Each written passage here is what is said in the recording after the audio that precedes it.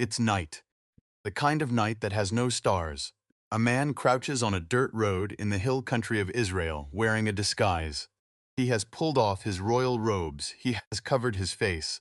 He is the tallest man in the entire nation, head and shoulders above everyone around him. And he is trying not to be recognized. He is the king of Israel, and he is on his way to visit a witch. There is a law in Israel against what he is about to do. He himself enforced that law. He expelled every medium and spiritualist from the land. And now, on the last night of his life, with the Philistine army camped on one side of the valley, and the silence of God ringing in his ears, Saul, the first king of Israel, is going to break the law he made. He is going to ask a dead man what to do. We will get to that night. We will stand in that small dark house in Endor and hear what the dead man says. But to understand abandoned why Saul ends up there, crouched, in a disguise, desperate, terrified, you have to go back to the beginning. You have to understand who this man was before the crown, before the victories, before the failures. You have to understand the young man hiding among the baggage. The story of Saul begins with a rejection, not Saul's rejection, God's. The elders of Israel came to the prophet Samuel at a place called Ramah, and they said words that must have cut him to the bone. You are old. Your sons do not walk in your ways. Give us a king to lead us, like all the other nations. Like all the other nations. That phrase tells you everything. Israel had been called to be different, set apart, a kingdom of priests, a holy nation, a people who didn't need a human king because they had the living God. And now the elders were standing in front of the old prophet and saying, "We want to be ordinary. We want to be like everyone else." Samuel was grieved. He prayed, and God said something that should stop you cold. "It is not you they have rejected, Samuel. It is me." Think about that sentence. The God who left the Red Sea. The God who rained bread from heaven for 40 years. The God who held the sun still over the valley of Ajalon. That God looked at his people asking for a human king and said, "They are rejecting me." Samuel warned them. He told them exactly what a king would do. He will take your sons for his army. He will take your daughters for his kitchens. He will take your fields, your vineyards, your olive groves, the best of everything, and give it to his officials. You will cry out to God on that day, Samuel said, and God will not answer. They didn't care. We want a king. So God gave them one. His name was Saul, son of Kish from the tribe of Benjamin. And the first thing the Bible tells you about him, before his character, before his faith, before a single word he speaks, is what he looked like. There was no one more handsome than he among all the sons of Israel. From his shoulders upward he was taller than any of the people. He is striking, literally head and shoulders above the crowd. In a world where kings were expected to look like kings, Saul looks the part before he has done a single thing to earn it.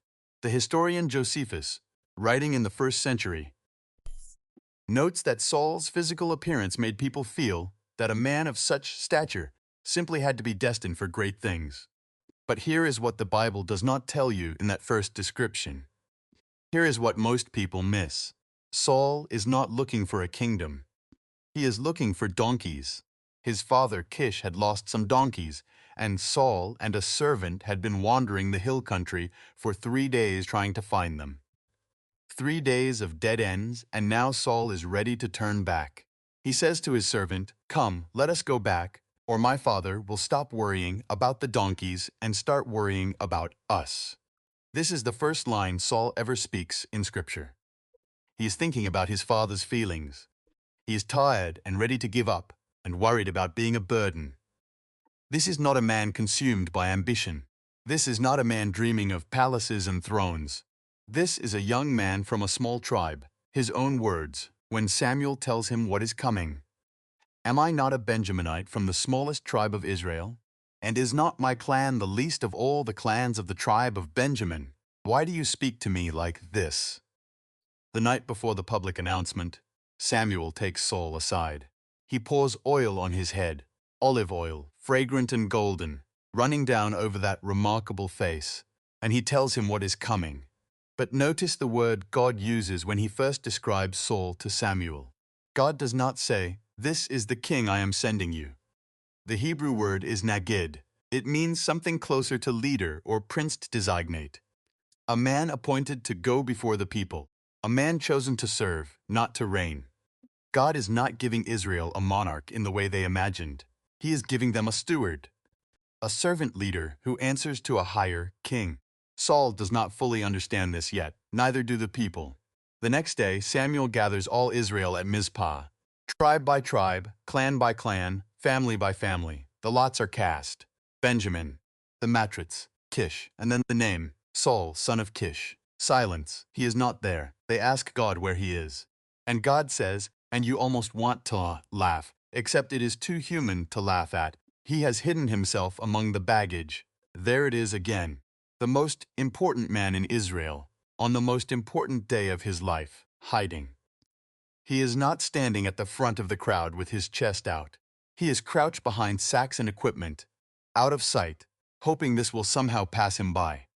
They find him and bring him out, and when the people see him, that height, that face, that unmistakable presence, a shout goes up that rolls across the plain. Long live the king. And something shifts. Something that began as humility starts to harden into something else. The crown is real now. The shouts are real. The power is real. His first test comes quickly. The Ammonites have surrounded the city of Jabesh Gilead. Their king, Nahash, makes an offer so cruel it tells you everything about the world Saul is entering. He will make a treaty with the men of Jabesh Gilead on one condition. He will gouge out the right eye of every man in the city. The messengers bring the news to Gibeah, where Saul is. The people cry. And then Saul comes in from the fields, still working the land, still the farmer, and he hears the weeping and asks what is wrong. When they tell him, the Spirit of God comes on Saul in power. He is a different man. He calls the army of Israel, 300,000 men from Israel, 30,000 from Judah. They walk through the night. They strike the Ammonites in the early morning, the coolest hour when men are slowest.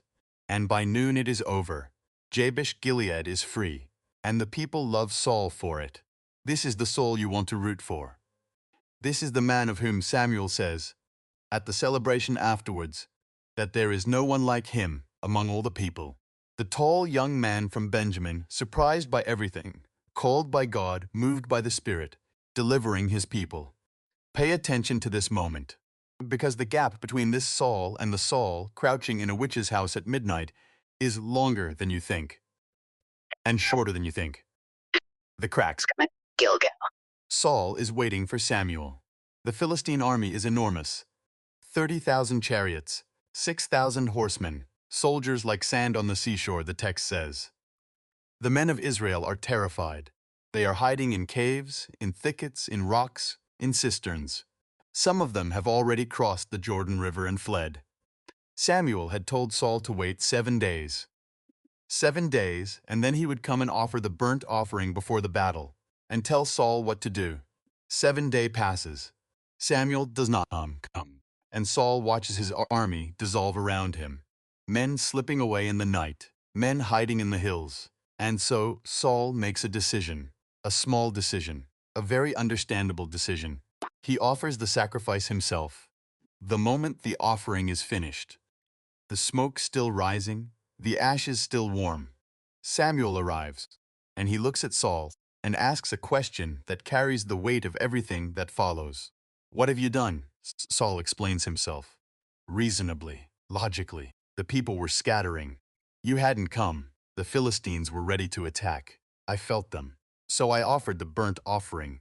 Any general would have made the same call. Any reasonable leader under that pressure, facing those odds, with the army melting away. You might have done the same thing. But Samuel's answer does not engage the logic. You have done foolishly. You have not kept the command of the Lord your God, which he commanded you. For now the Lord would have established your kingdom over Israel forever. But now your kingdom will not endure forever. That word sits in the air between them. Samuel is saying, there was a forever available here. There was a dynasty, a legacy, a line of kings stretching down through history with your name at the head of it. And it is gone. Not because you were wicked, not because you committed something great sin, but because you couldn't wait. You could not trust. In the pressure of the moment, when the logic of the situation screamed at you to act, you acted. And it costs you everything.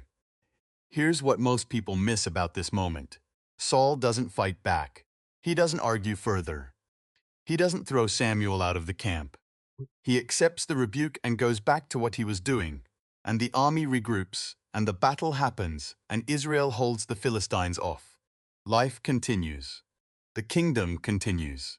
And you might think, maybe this isn't so serious. Maybe God will smell. Maybe there is still time. There will be one more chance. The Lord sends Samuel to Saul with a command. Clear, specific, total. Go and attack the Amalekites. Destroy everything that belongs to them. Do not spare them. Put to death men and women, children and infants, cattle and sheep, camels and donkeys. This command sounds brutal to modern ears, and there is no quick answer that makes it simple. But what you need to understand is the word underneath the command. The Hebrew is charam. It means something like sacred ban or devoted to destruction. In the ancient world, it meant that nothing from the enemy was to be kept. No plunder, no livestock, no trophies, no prisoners. Everything goes. Because when you keep something from a devoted enemy, you keep their corruption, you let it into your house. God is not being cruel. God is being surgical. Saul goes. He defeats the Amalekites. He wins the battle, and that is not the problem. The problem is what he does after the battle. He keeps Agag, the king of the Amalekites, alive, a trophy, a prize. And he keeps the best of the sheep and cattle, the fat calves and lambs. Everything that was good, the text says. He destroys only what is worthless and weak. He obeyed. Almost. Almost. That word is the most dangerous word in Saul's story. Samuel hears from God before he even reaches the camp. And God says something that should break your heart if you have ever loved someone who is losing their way. I regret that I made Saul king, because he has turned away from me and has not carried out my instructions. Samuel is grieved. He cries out to God all night long. And in the morning he goes to find Saul. And Saul, this is the part that is almost unbearable. Saul greets him cheerfully. The Lord bless you. I have carried out the Lord's instructions. He believes it. That is the terrifying thing. He is not lying to Samuel. He is lying to himself. He went to battle. He won. He destroyed most of the enemy. He brought back the king as a prisoner. In his own accounting, he obeyed. And the bleating of the sheep in the background is just a detail. Samuel stops him cold. What then is this bleating of sheep in my ears? What is this lowing of cattle that I hear? And Saul pivots. Immediately, instinctively, the people did it. The soldiers wanted to keep the best animals to sacrifice to God. It was for worship. It was for a good reason. Samuel will not let him finish. Does the Lord delight in burning offerings and sacrifices as much as in obeying the voice of the Lord? To obey is better than sacrifice, and to heed is better than the fat of rams. The Hebrew root of obey here is shama, to hear, to really hear. Not just the sound of the words, but the weight of them, to let them land, to let them change what you do. Saul heard the command. He didn't shame it. Because you have rejected the word of the Lord, he has rejected you as king. Saul reaches out and grabs the edges of Samuel's robe. It is a desperate gesture. A king grabbing at a prophet's sleeve like a child grabbing at a parent who is walking away. And as Samuel pulls free, the robe tears, a long, ragged tear. And Samuel looks at the torn cloth in Saul's hand and says, "The Lord has torn the kingdom of Israel from you today and has given it to one of your neighbors, to one better than you." Saul's response to this is heartbreaking. Not distrust, no rage, not a threat. I have sinned, but please honor me before the elders of my people and before Israel. He is not asking for restoration. He is not asking for another chance. He is asking for his reputation. Save face for me, Samuel. Let the people still think I am their king. Let them still see me honored. Whatever is happening between me and God, keep it private. The kingdom is over. And the first thing Saul thinks about is how he looks. Samuel does stay. He honors Saul publicly. And then Samuel turns and commands that Agag be brought before him. And the old prophet does something that no one expected. He picks up the sword himself. And he killed Agag there before the Lord at Gilgal. Josephus, in his account, notes that this act was understood as Samuel reclaiming what Saul refused to do, completing the sacred ban that the king's hands had left undone. The holy work finished by a prophet, because the king had stopped. Samuel goes to Ramah, Saul goes to Gibeah, and they never meet again.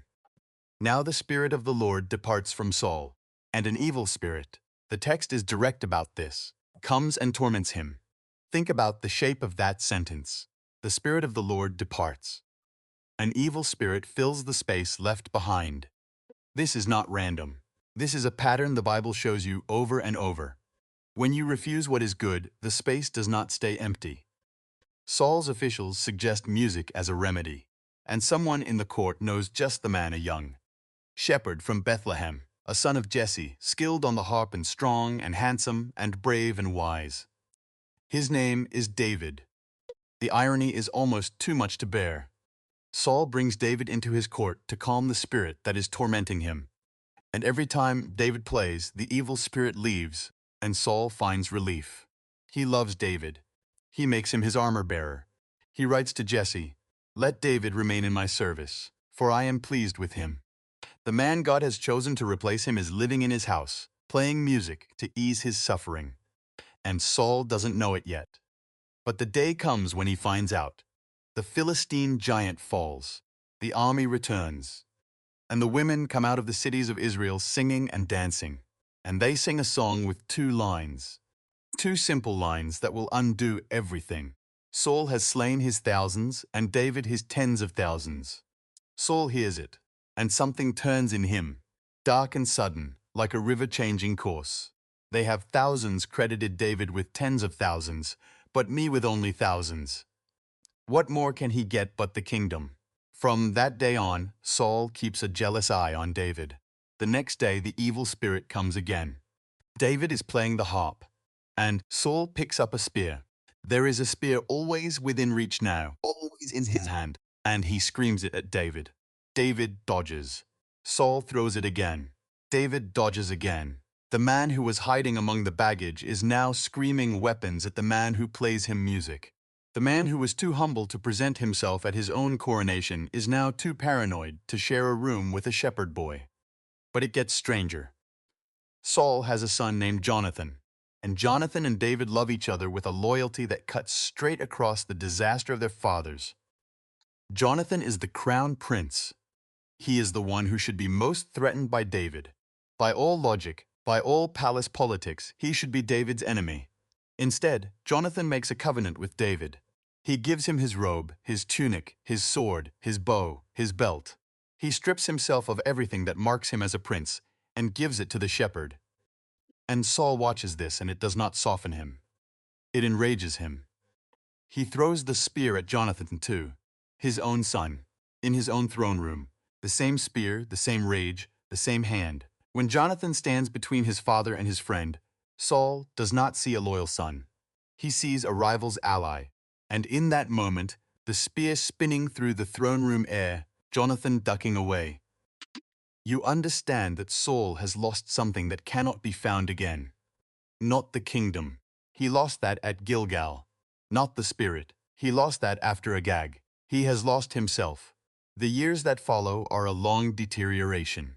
Saul chases David through the wilderness of Judah, through the hills of Ziph, the rocks of the wild goats, the strongholds of En-Gedi.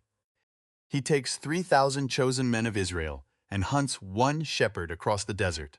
Once, in a cave at En-Gedi, David is so close that he cuts a corner of Saul's robe without Saul knowing. Once, in the camp at night, David sneaks past the sleeping guards and takes Saul's spear and his water jug from right beside his head, and still does not harm him. Twice, David could have ended it. Twice, his own men urged him, "This is God delivering your enemy into your hands." Twice, David refused. "Far be it from me to stretch out my hand against the Lord's anointed." And each time David spares him, Saul speaks and calls David my son and says, "You are more righteous than I." And each time, a few days or weeks pass, and the jealousy returns, and Saul is hunting again. There is nothing left to reach in Saul. Repentance does not stick. The moments of clarity dissolve. He orders the massacre of 85 priests at Nob because one gave David bread. He hunts David's men across Judah like a man possessed. The kingdom he was given to protect is bleeding from his neglect. The Philistines are gathering, and then Samuel dies. The one voice that had spoken truth to Saul since the beginning. The man who anointed him, rebuked him, grieved over him, never stopped being present in his story even when they stopped meeting. Samuel dies. All Israel mourns. And Saul, for the first time, is completely alone. The Philistines assemble at Shunem, a vast army. Saul sees it and fear grips him. His heart trembled greatly, the text says. He inquires of the Lord. No answer. By dreams, by the Urim, by the prophets. Nothing. God is silent. And a silent God, to a man who once had the Spirit of the Lord rushing over him, is the worst silence in the world. Saul gives a command. Find me a woman who practices divination. His servants know of one, at Endor. And so, on the last night of his life, the tallest man in Israel puts on a disguise and walks through the dark to a small house in Endor. The woman is afraid when she sees him, even more afraid when she realizes. The disguise is gone now. She knows that it is the king himself in her house, the king who outlawed everything she does. She thinks he is setting a trap. Saul swears to her, "No punishment will come to you. Bring up Samuel for me." And Samuel comes. Josephus describes the woman's terror at this moment in remarkable detail. She screams, she falls back, she is undone by what she sees, because what she sees is real. Whatever you believe about the mechanics of what happens in that room, the text makes clear that something comes. Something the woman did not expect, something that frightens even her. And it speaks with Samuel's voice. And Samuel says, "Why have you disturbed me by bringing me up?" Saul chases it out. "The Philistines are fighting against me. God has departed from me. He no longer answers me by prophets or dreams. I am calling you to tell me what to do." The dead prophet looks at the broken king, and he says the only thing left to say, "Why do you consult me now that the Lord has departed from you and become your enemy? The Lord has done what he predicted through me. The Lord has torn the kingdom out of your hands and given it to one of your neighbors, to David. Because you did not obey the Lord and did not carry out his fierce wrath against the Amalek, the Lord has done this to you today. The Lord will deliver both Israel and you into the hands of the Philistines, and tomorrow you and your sons will be with me." Tomorrow, Saul falls full length on the ground. All his strength is gone. He has eaten nothing all day and all night. The woman comes to him. This woman he had threatened with death by his own laws. And she brings him food and makes him eat. She has more compassion for him in that moment than anyone in his court. He eats. He stands up. He leaves. He walks back into the dark. Morning comes over the valley of Jezreel. The Philistines advance. The battle is fierce. Saul's sons fall: Abinadab, Malchishua, and Jonathan.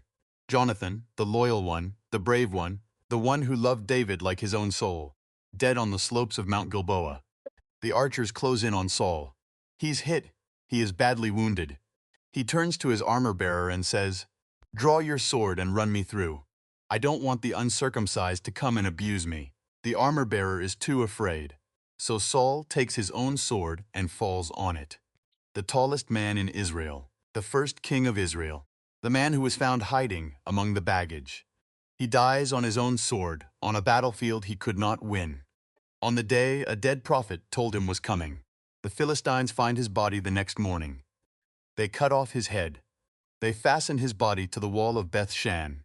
But the men of Jabesh-Gilead, the city Saul rescued on the very first day of his kingship, the city whose eyes Nahash had threatened to gouge out, the city that had reason above all others to remember who Saul was before the failures, those men traveled through the night.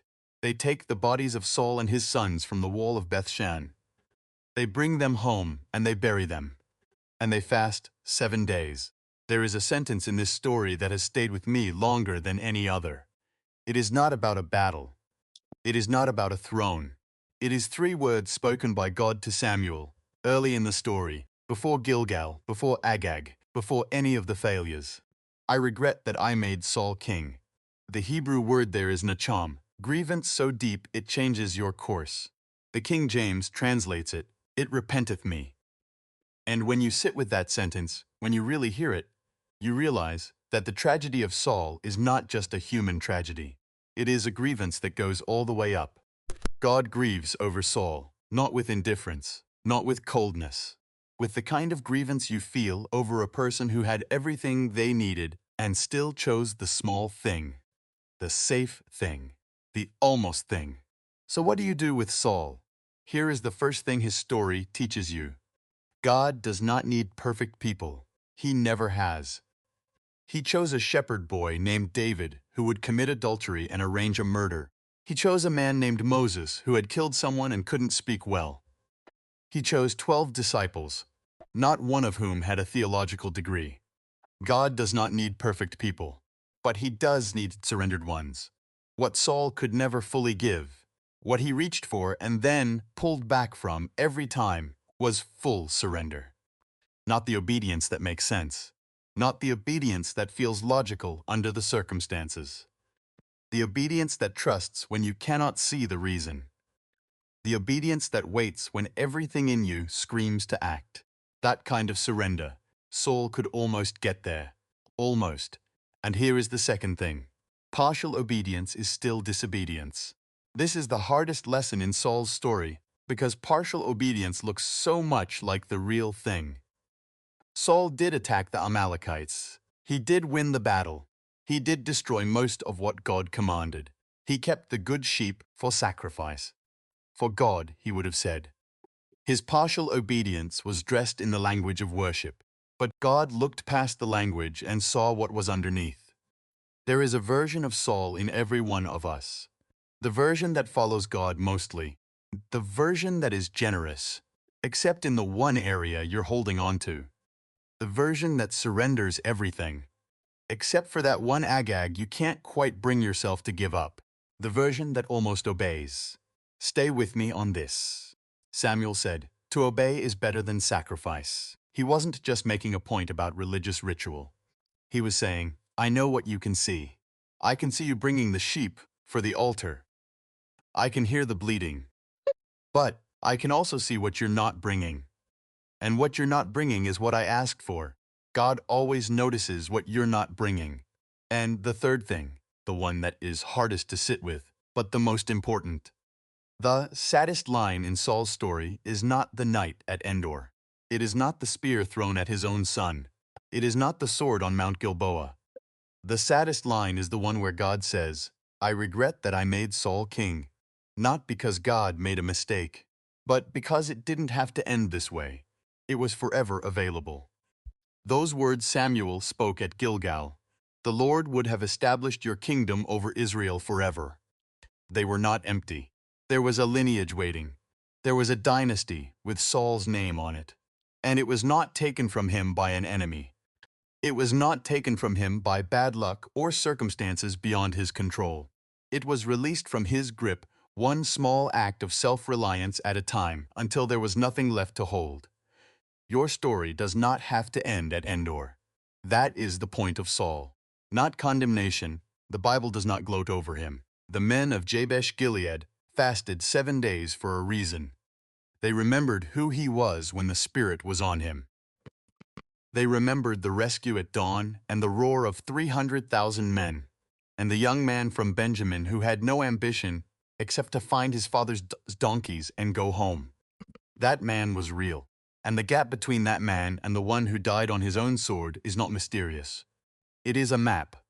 A long, detailed, honest map of what happens when you choose the almost, over and over, instead of the whole. You have a Samuel in your life. Someone who speaks truth to you. Someone whose words land heavy when they arrive. The question is not whether you will hear them. You will hear them. The question is whether you will shama them.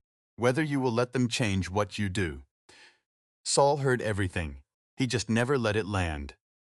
If this story moved you, if you saw yourself somewhere in Saul's arc, share this with someone who needs it. And if you want to go deeper into the kings of Israel, there is more here. The man who came after Saul is waiting. His name is David, and his story is, if anything, more complicated. But that is for another day. What you carry from today is this: God thinged Saul knowing what Saul would do. He grieved over him anyway. And if you are someone who has been handed something remarkable, a calling, a gift, a moment, and you are standing in it wondering if you are enough, you are in the right story. You are. The question is not your size. The question is not your tribe or your resume or how many donkeys your father lost. The question is what you do when the voice says, wait, wait, trust. Give the whole thing, not almost the whole thing. Saul couldn't do it. You still can.